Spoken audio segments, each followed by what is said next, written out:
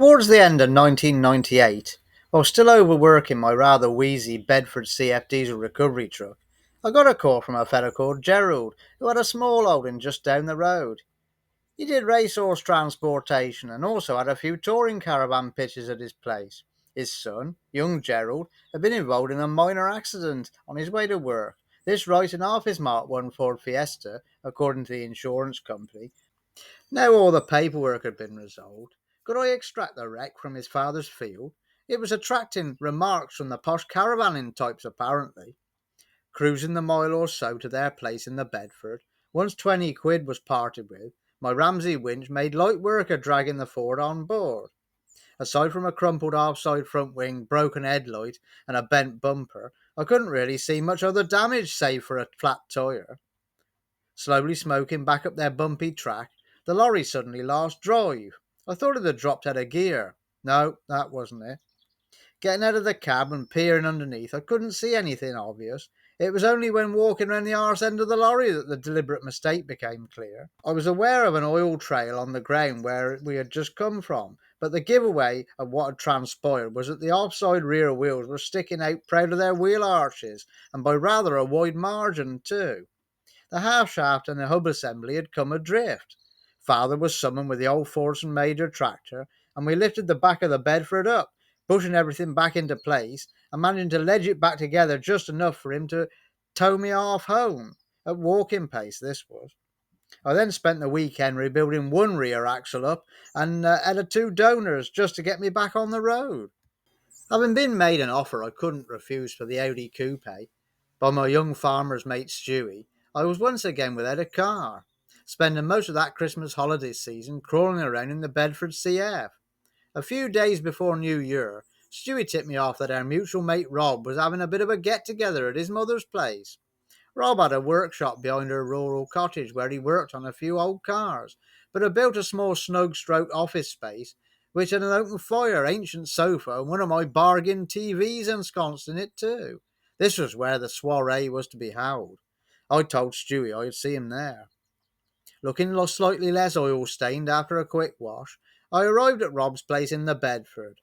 The late December afternoon daylight sinking down into the frosty fields, I was glad to get indoors to my friend's fireside, the lorry's heater having very little effect at providing me any warmth. Various other usual suspects were in attendance, judging by the vehicles parked in the lane.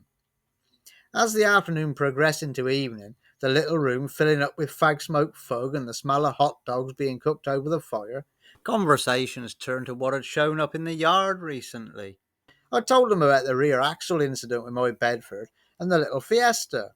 Billy, whose real name was Darren, but he looked similar to Billy Whiz from the Beano comic, hence we called him Billy, was asking me how bad the accident damage was on the car. Turned out he needed a cheap motor to run back and forth to work it for a few months.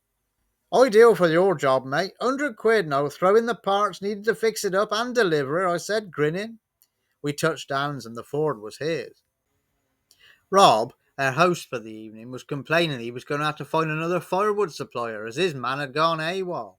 Handily, my father had been trimming off low boughs around our fields a few months prior to Christmas.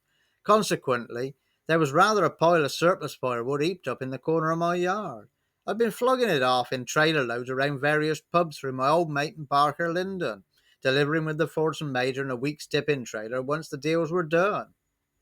Rob happily gave an order for 2 loads, and 70 quid was stuffed into my wallet along with the Century for the Fiesta already in there. I was enjoying this party.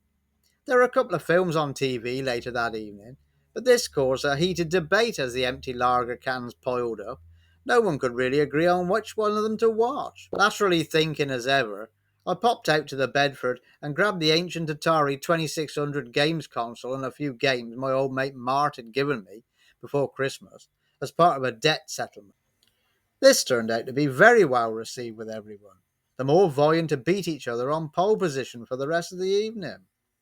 As the party broke up, and with folk heading off home, my old mate Chester, whilst climbing into his girlfriend's Fiat Uno, made the rash step of offering me a tenner to take the Atari off my hands.